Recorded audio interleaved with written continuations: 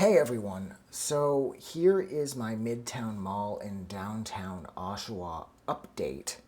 As of April 2022, this mall has changed pretty significantly from the last time I was here, which I believe was last August. I think it was mid-August 2021.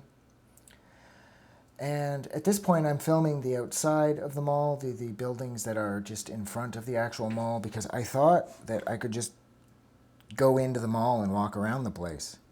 But in a little bit, you will see how incredibly wrong I was to make that assumption. So I figured I'd come out here, get some, establishing exterior shots and whatnot, because I have all the time in the world. But what I would soon discover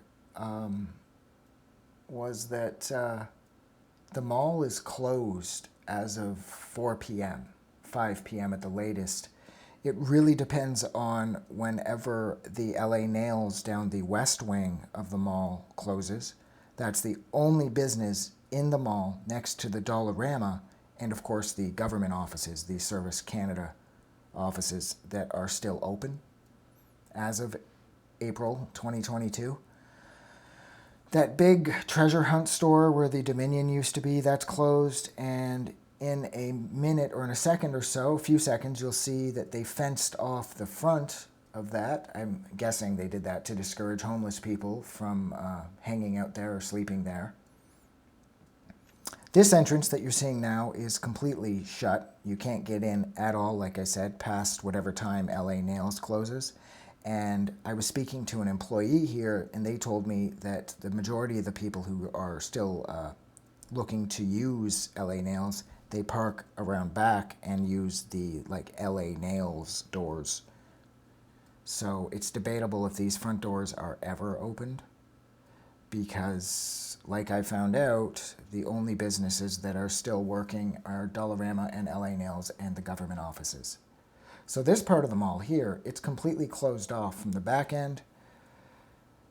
It's wild. It's really, really weird, because I wasn't even here. It wasn't even a full year ago that the front part was open, because there were still a couple businesses up front. That treasure hunt store that I'm now looking into was still there, I believe.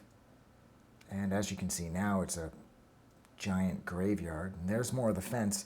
Now I will say that as from an aesthetic standpoint, I do like how the fence makes it look sort of like, it gives it this 1970s New York vibe.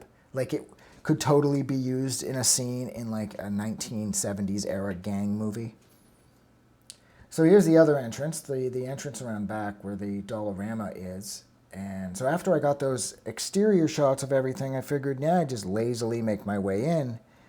And as you'll see in a 30 seconds or so, that I was going to be quite surprised by how the rest of the mall has been completely shut off from this entrance, because the only thing back here that's open is the Dollarama. All the other spots for other businesses, they're closed. I remember there is a sweater place coming up, the opening on the right. You'll see those doors there. That's where my ex-girlfriend got a really kick-ass sweater from that had Myers and Leatherface and Voorhees and everybody riding in the Mystery Machine. It was a fun sweater. But yeah, as you can see, and the other thing too I should point out, actually, I felt unsafe here.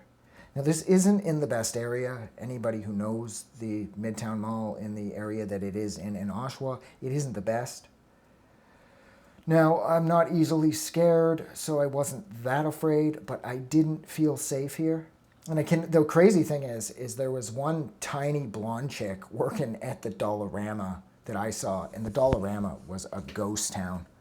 And the Dollarama at this point, I believe, was still open for at least a couple more hours. There was nobody shopping there. So I don't know how long the Dollarama is going to bother staying there for, because there's no business.